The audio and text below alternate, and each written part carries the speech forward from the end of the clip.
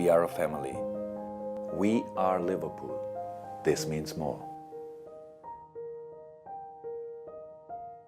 현재 리버풀은 2021 시즌에 겪었던 부상 악령이 떠오를 만큼 좋지 않은 흐름 속에서 시즌을 시작하고 있습니다. 만의 이탈과 여러 포워드의 이탈이 함께했던 프리시즌이지만 단순히 포워드 쪽에서의 아쉬움만이 아닌 미드필더 관련해서 영입을 해야 한다는 의견이 지배적인 상황이죠. 그렇다면 정말 리버풀의 미드필더 운영이 비정상적인 상황인지, 클롭은 어떤 구상을 토대로 시즌을 운영하려는 생각인지 가볍게 살펴보도록 하겠습니다. 클롭은 대체 어떤 구상을 하고 있는가? 불과 몇 년 전만 하더라도 선발 평균 연령이 가장 낮은 팀에 속했던 리버풀이 프리미어리그 개막전 선발 평균 연령이 가장 높은 팀으로 선정되었습니다. 개막 라인업을 보시면 평균 거의 29살, 이 라인업에서 피르미누를 제외한 모든 선수들이 팀의 주축으로 경기에 나서고 있는 것을 감안한다면 세대 교체 시기가 점차 다가온다는 것을 확연히 알 수 있습니다. 31살부터 전성기 퍼포먼스로 4-5년 경기력을 이어나갈 수 있는 수비진과 골키퍼 라인을 제외하고 포워드와 미드필더 라인은 한두 명씩 어린 선수를 끌어올려 평균 연령대를 낮춰야 하는 타이밍이 온 것이죠. 포워드는 누네스, 디아스, 그리고 조타 3명의 자원으로 살라와 함께 다음 세대를 이어나가 이상적인 세대 교체 그림을 그리고 있는데 미드필더가 조금 애매합니다. 하지만 그렇다고 너무 걱정하실 필요는 없습니다. 클롭이 2026년까지 계약을 연장하며 햄밀둠, 햄파티, 다음 세대 프로젝트를 진행하겠다는 의사가 확고하다고 밝혔기 때문에 아무런 계획 없이 시즌을 보내지는 않을 것입니다. 그럼 대체 어떤 구상을 그리고 있는 것인가? 엘리엇, 커티스 존스, 카르발류 세 선수 중 한 명은 다음 세대 프로젝트 주전 라인업에 포함될 전망이다. 물론 정상적으로 성장한다는 계획 안에서 말이죠. 엘리엇은 21-22 시즌을 앞둔 여름 캠프에서 여타 유망주와 같이 임대를 목전에 두고 있었지만 남다른 성장력을 보이며 클롭, 코치단의 눈에 들어 임대가 아닌 경쟁을 선택받게 되었습니다. 만약 리즈전에서의 장기 부상이 아니었더라면 생각보다 많은 출전 시간을 보장받았을 텐데 그때 부상 하나가 현재 애매한 미드필더 운영에 한몫하고 있다 볼 수 있습니다. 클롭이 구상했던 첫 번째 계획은 엘리엇을 21-22 시즌 많은 출전을 통해 준주전급으로 성장시키겠다. 그 이후 다음 시즌 애매한 위치에 있는 미드필더를 정리하고 향후 핸더슨, 티아고 자리에서 뛸 만한 유망한 선수를 데려오겠다. 하지만 이미 엘리엇의 장기 부상으로 이 계획은 1년 뒤로 넘어가게 되어 현재 2022-23 시즌이 시작된 것입니다. 위에 언급한 첫 번째 계획이 완벽하게 진행되기 위해서는 엘리엇의 성장이 동반되어야 하는 것이지만 지난 시즌 제대로 된 성장을 하지 못해 이번 시즌 엘리엇의 성장에 따라 영입폭도 천차만별이 될 수 있다는 것이죠. 만일 여기서 주전급 미드필더를 곧장 데려와서 우측 미드필더 포지션의 경쟁력을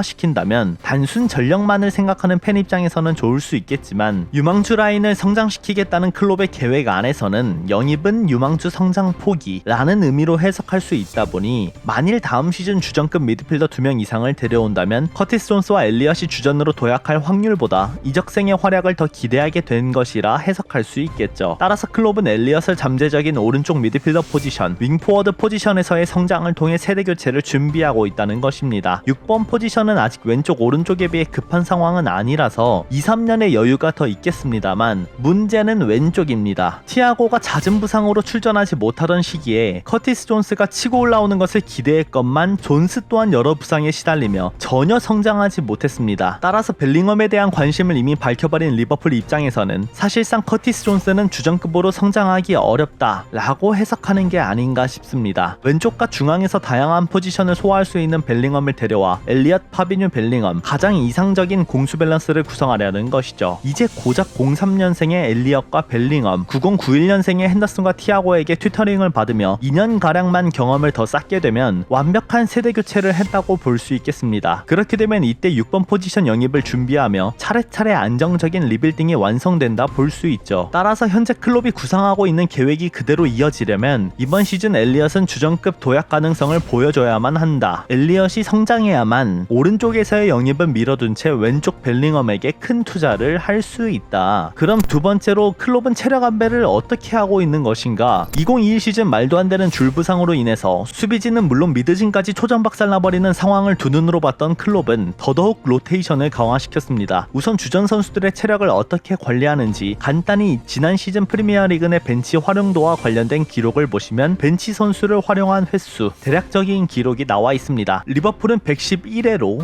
1위와 큰 차이가 없습니다. 반면에 맨시티는 상당히 적은 숫자죠. 작년 기록만 가져왔지만 리버풀은 매년 교체 카드를 가장 많이 쓰는 구단 중 하나입니다. 선발을 풀타임으로 돌리지 않고 교체를 통해 휴식을 주기도 하고 경기 중간중간 교체를 통해 분위기를 바꾸는 유형인 것이죠. 이제 미드필더 주전급 선수들은 어떻게 관리하는지 넘어가 보면 리그 기록으로 핸더슨은 지난해 무려 35경기 출전, 29경기 선발, 14-15 시즌 37경기 출전, 36번 선발을 기록했던 시즌을 제외하고 가장 많은 출전 시간을 기록했습니다. 2597분. 큰 부상이 없던 시즌이기도 했지만 기본적으로 출전 시간과 선발 횟수를 보시면 클로비 핸더슨의 체력 안배를 어떻게 했는지 알 수 있죠. 필요한 경기에서는 선발로, 그리고 쉬어야 될 때는 확실하게 쉬면서 부상을 아낀 것이죠. 출전 시간 자체는 14-15 시즌 이래로 가장 많지만 경기당 평균 출전 시간은 74분으로 본인의 베스트 퍼포먼스를 보여주었던 19-20 시즌 기록과 흡사합니다. 파비뉴로 넘어가 보면 애초에 핸더슨이 파비뉴를 대신해 6번 포지션에서 뛸 수 있다 보니 파비뉴의 체력 관리는 사실 어려운 상황이 아닙니다. 6번에 대한 백업 영입이 있길 바라는 팬분들이 종종 있지만 부상이 잦은 선수도 아니고 체력적인 부분에서 무조건적인 풀타임을 요구받는 선수가 아니기 때문에 파비뉴도 무리한 압박을 받고 있지는 않습니다. 굉장히 좋은 환경 속에서 체력 관리를 받고 있다 해석할 수 있겠죠. 그럼에도 6번에서 뛸 수 있는 선수를 데려온다면 찬성입니다.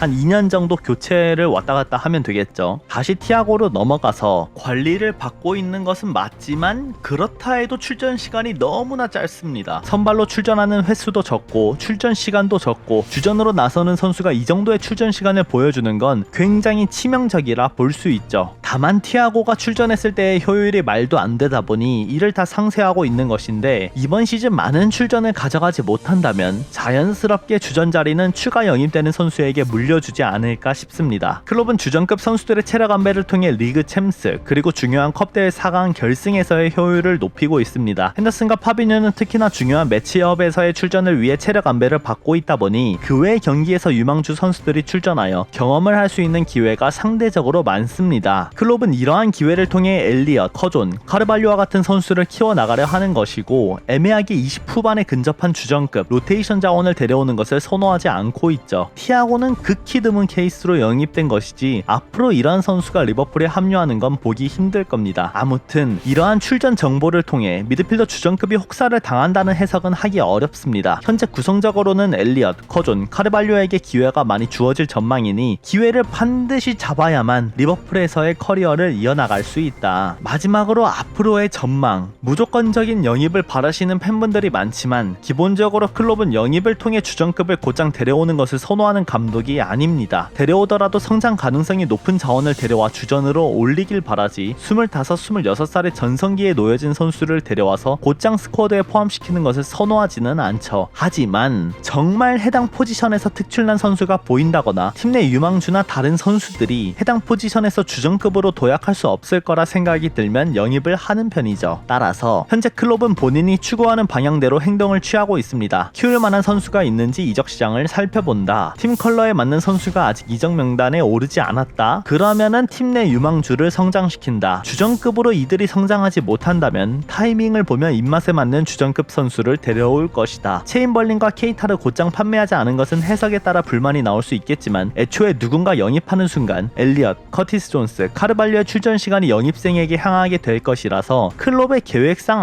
아이러니하게도 케이타, 체인벌린이 많은 출전을 하지 못하고 벤치에서 앉아있는 것이 유망주들의 성장 가능성을 높여줄 것이라는 것이죠. 만일 체인벌린, 케이타 둘 중 한 명 아니 둘 다 이적시장 막바지에 나가기라도 한다면 주전급으로 도약할 수 있다고 판단한 유망주 선수를 곧장 데려오기 위해 많은 금액을 쏟을 수도 있지만 나가지 않는다면 추가 영입 가능성은 거의 없다고 보여집니다. 그냥 챔보 나가면 됐는데 말이죠. 과연 이번 시즌 엘리엇, 커티스 존스, 카르발류 세 선수 중 누구라도 주전급으로 도약할 수 있을까요? 결과에 따라 내년 영입 방향도 달라질 것이고 당장 이번 시즌 트로피 개수도 달라질 것이라 봅니다. 그럼 저는 이만 안녕 이었지만 영상 대본은 케이타 부상 전에 작성된 것이고 현재 2022년 8월 27일 기준자로 본머스 경기장 컨펌에서 클롭은 자신의 계획이 잘못되었다고 밝혔습니다. 이 위에서 언급한 미드필더 관련 내용은 클롭 클롭이 어떤 구상을 가지고 챔보, 케이타를 남기고 유망주 라인으로 이번 시즌 승부를 보는지에 관련된 것인데, 티아고의 부상에 이어 케이타까지 부상당하니까 클롭도 자신의 계획이 잘못되었다고 인정해버렸습니다. 와우, 아마도 케이타의 부상이 가벼운 건 아닌가 봅니다. 장기 부상으로 빠지면 당장의 주전급 실력의 미드필더가 너무 없다 보니까 유망주 키우는 건 둘째치고 플랜 A가 나오지 않는다는 것이죠. 따라서 미드필더를 영입하기 위한 움직임을 가져가고 누군가를 데려올 확률은 상당히 높아졌다. 심지어 0티어 기자들로부터 그런 말이 나왔죠. 하지만 클롭이 생각하는 몇 가지 기준, 첫 번째로 성장할 만한 잠재력, 두 번째로 멀티플레이어, 여기서도 왼쪽을 뛸 수 있으면 좋다. 그 다음으로 수비 밸런스를 갖춘 타입, 마지막으로 잉글랜드에서 뛰는 선수면 베스트. 최소 5가지 부분에서 3가지는 가지고 있어야만 영입할 확률이 높습니다. 특히 왼쪽에서 뛸 수 있으면서 잠재력을 갖추고 있는 선수를 쳐다볼 확률이 높다 보니 마지막에 어떻게 흘러갈지는 계속 지켜봐야만 할 것 같습니다. 급하다고 한들 너무 필요 없는 자원을 데려올 이유는 없으니까요. 그런 것들을 종합했을 땐 계약 1년 남은 틸레망스를 지르는 게 가장 베스트라 봅니다. 과거 1000억 이적료를 요구했던 상황과는 많이 달라졌다 보니까 500억 가까이 쓸 수 있다면 틸레망스를 데려와 애매하면 다시 다음 시즌 판매할 수 있으니까요. 한번 지켜봅시다. 오늘은 여기서 끝. 안녕.